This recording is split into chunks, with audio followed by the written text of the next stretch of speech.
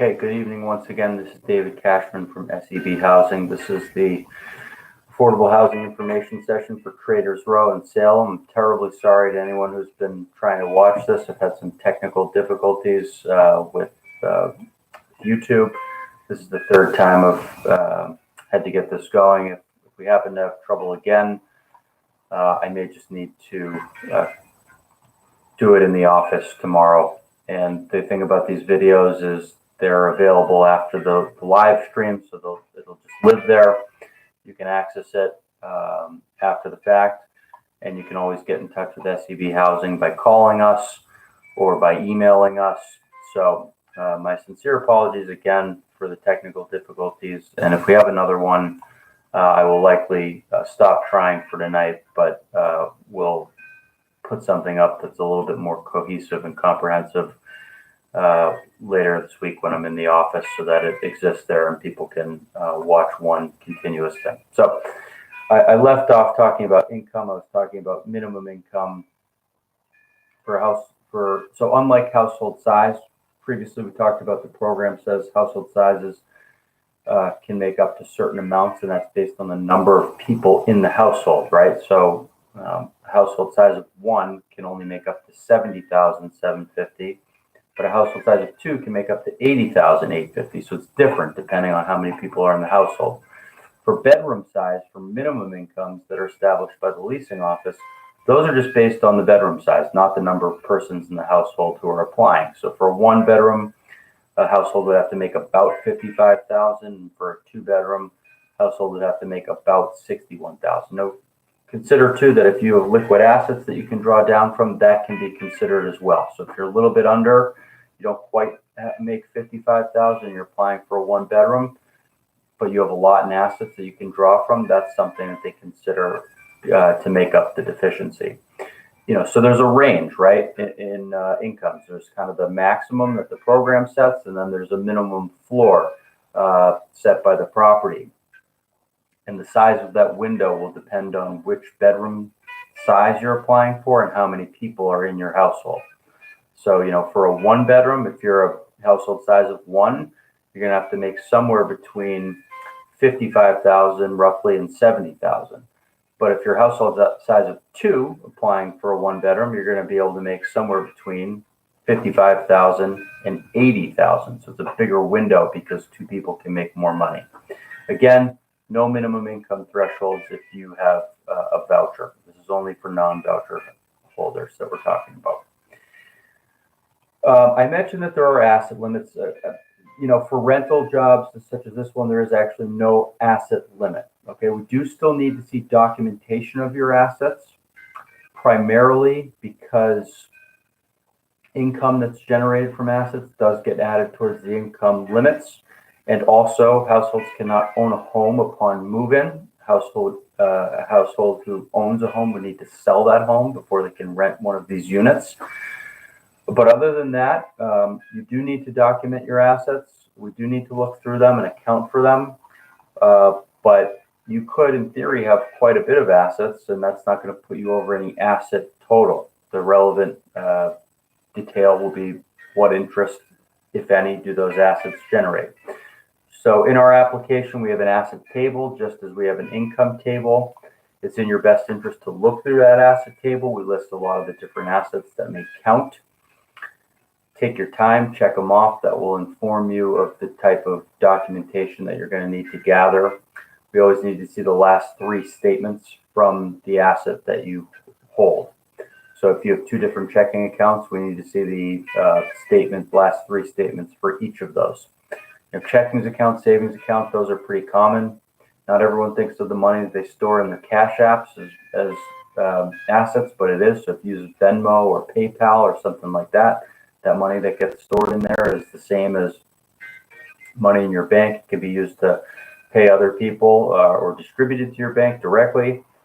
And we would need to see statements for those and count that in the asset calculation. One that sometimes throws people off is retirement accounts. Maybe you're 40 years old and you've got a retirement account and you're saying, I'm not going to touch that for 25 years. Why would you count that? The program says we have to. We have to count the net cash value of that asset. But again, There's no asset limit. So you just get a statement from the institution where you have that account, letting us know, what would applicant receive today, were they to liquidate that. There's going to be some penalty. What's that post-penalty amount? That's what we have to count. And again, big one is real estate. You can own a home now. You can apply. That's okay. But that home would need to be sold before you can lease one of these units. You're not allowed to sign a lease if you still own a home.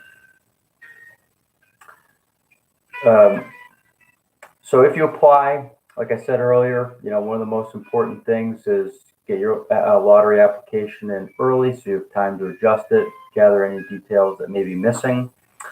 If you are eligible, you will get a lottery application number, and that number will be in the form of a dot blank blank blank. It'll just be a number. The first person to submit a lottery application will be A.001. The next person will be A.002. And those numbers have no bearing on your final position or priority or anything like that.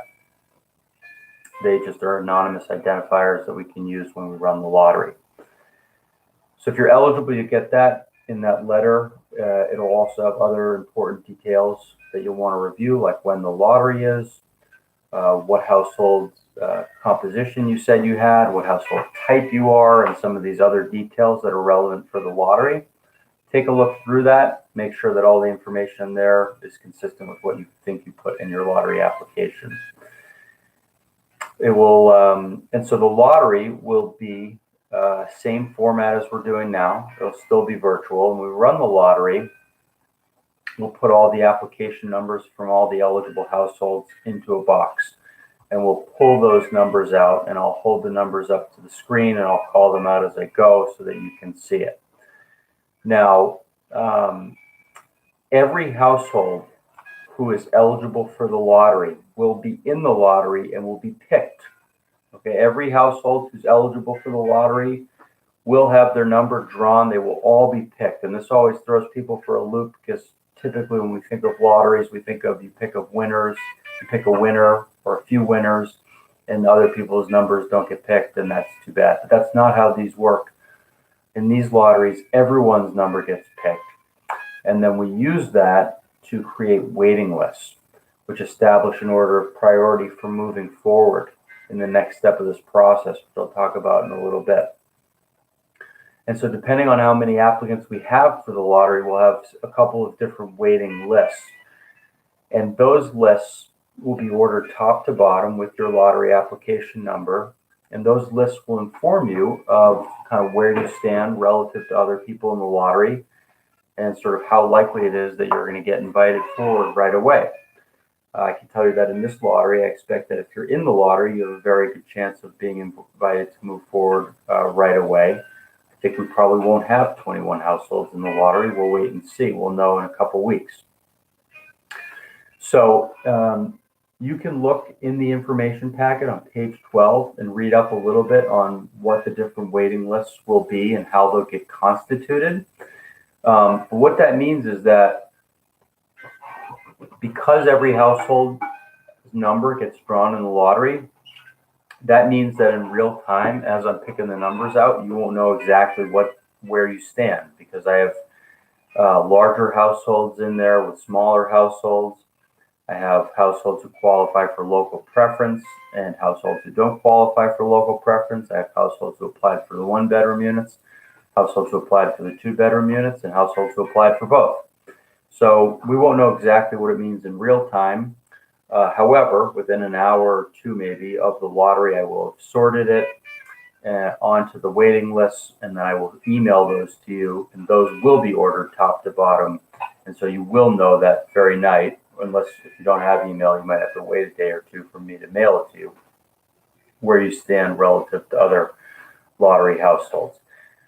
For the bigger 2-bedroom units, the program does require that we give priority on the waiting list to larger household types who need 2 bedrooms. So those would be households who maybe have 3 or 4 members, or a parent and child, that type of thing, as contrasted with smaller households, maybe a 1-person household who might like 2 bedrooms, but who doesn't need 2 bedrooms.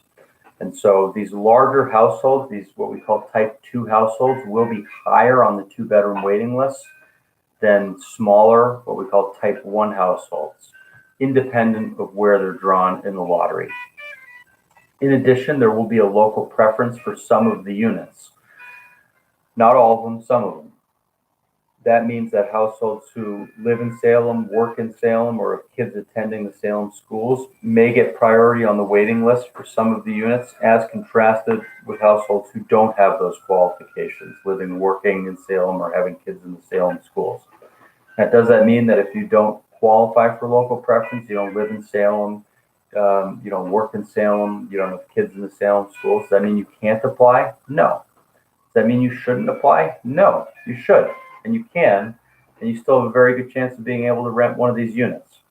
It simply means that a similarly situated household who does meet those local preference requirements would get a slightly higher position on some of the waiting list. But you still have a very good chance of being invited forward in the next step of this process, even if you don't have local preference. So don't let that be a discouraging factor. If you're curious how the waiting lists, again, get constituted, you can check out page 12 of the information packet to see. And again, on the night of the lottery, we'll go over that again. And when I send the waiting list, I'll provide further information about that. I think I mentioned it, but when you fill out your application, it'll ask you, which bedroom size are you applying? It'll say right there, you can apply for both or one or the other. There's no downside to applying for both. So if you think you might be interested in the both, apply for both. There's no reason not to if you think you might. It'll ask you about your household type and how many people are applying. Check off the box that applies to you. For the 2-bedroom units, what are called type 2 households, and you'll have to check a box in the application. And you'll just know, am I a type 2 household or am I a type 1 household? Because that's one of the very first questions in the application. And again, that just means the relevance of that is for the 2-bedroom units. The bigger, the type 2 households will be given priority vis-a-vis the smaller type 1 households. Okay, so once we do the lottery, I'll send around the waiting list. You'll know where you stand. Next step in the process is to apply for a unit with the leasing office. So at that point, you kind of get other people involved. Up until that point, your primary and maybe only contact will be SEB Housing as you work through the lottery application. But once the lottery is done, we then put you in contact with the leasing office, and you can then move forward in the next step, which is to apply for a lease. They will send you an invite to come fill out a lease application. When they do that, they'll look at some of the criteria that leasing offices usually look at, like credit history, landlord references, criminal history, stuff like that. So keep in mind that if you're in the lottery and up until that point, all that means is that you've been program approved. Okay, you've been program approved. But we, SEB Housing, aren't looking at your, to see if you have a criminal background. We're not looking to see what your credit looks like. We're not looking at any of those things that leasing offices look at. So someone could be program eligible but not lease eligible. And in theory, someone could be lease eligible but not program eligible. You got to be both. Okay, you have to be both. And so if you have a high waiting list position after the lottery, don't go telling your current landlord, hey, I got the number 1 spot on the waiting list, I'm moving out, right? Because you haven't even applied with the leasing office yet. So you'll go through their lease screening. When you do that, they can tell you which units are available from the waiting list you're being invited from. That's the advantage of having a high waiting list position. So if you have a really high 2-bedroom waiting list position, they're going to say, here are all the 2-bedroom units we have. Some are in this building, some are in that building. We got ones in that building over there. They're coming online at different times. Here are the floor plans. Which ones do you like? And you don't have to rent the first one that's available. And they're not, there isn't like a corresponding unit to position on the waiting list. So it's kind of an open, nothing's been assigned at that point, which means that if you have a top position, you can choose from any of the available units. And once you've reserved that unit, then the next household after you can choose from any of the units that are still remaining. And then the next household will get to choose from the units remaining after that. So the advantage of having a high waiting list position is you get to choose your, most some of your more preferred units. And if you're lease eligible, then you'll schedule, a move-in date with the leasing office, and then hopefully move in and love your new apartment. And you will be done with SEB housing. You don't need to, submit any more documentation to us at that point. And you can be in your unit. And in a year's time, that's if you decide to stay in the unit, you do need to recertify. Okay, so if you're going to sign a new lease, you would need to recomplete the certification process at that point. That may be with SEB housing or maybe with the property. That's years down the road, so we're not quite sure yet who will be doing that, but you will need to do it with someone in some fashion, just to show that you're still eligible for the program, right? In year one, if you were eligible and 6 months into your lease, you came into a vast fortune, you might be able to still rent the unit at the development, but you're not going to get to do so at affordable prices. Now, the good news is that when you go to recertify, the income limit goes up quite a bit. So there is a cushion that's provided, which means your income could go up somewhat substantially and you could still qualify. So just to put that into numbers, if you're a household size of 1 and you're trying to qualify for the lottery, you can only make up to $70,750. But that same household size of 1, in year 2, if they want to renew their lease and sign a new lease, they can make up to almost $100,000. Okay, almost $199,000. So there's a good, pretty good cushion there, where that means that your income could go up a pretty good amount during the year that you're living there, that first year, and then when you go to recertify, unless your income has gone up quite a bit, you'll still be under the relevant income limit, and you could sign a new lease.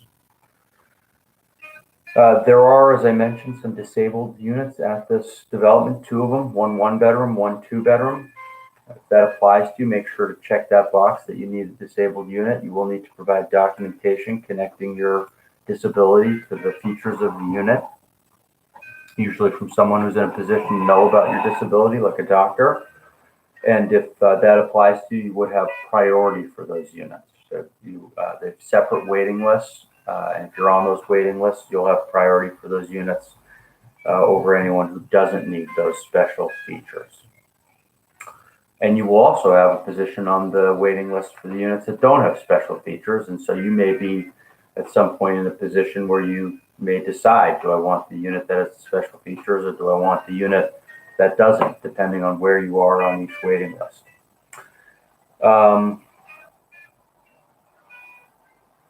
So I think that just trying to see if there's anything else I wanted to cover. I think that's probably it. The lottery's on October 25th, 6 p.m. As I said, it'll be the same format as we're doing here, hopefully without the technical difficulties. I'll try and make sure I get that squared away. As I said before, and it's worth saying again, get your application in early if you're interested. There's no downside. There's no downside to checking off that you're interested in both a 1-bedroom and a 2-bedroom unit if you think you may be. The worst thing that can happen is at some point you say, actually, I don't want a 2-bedroom, but it doesn't prejudice or harm your chances for the other bedroom size by applying for both.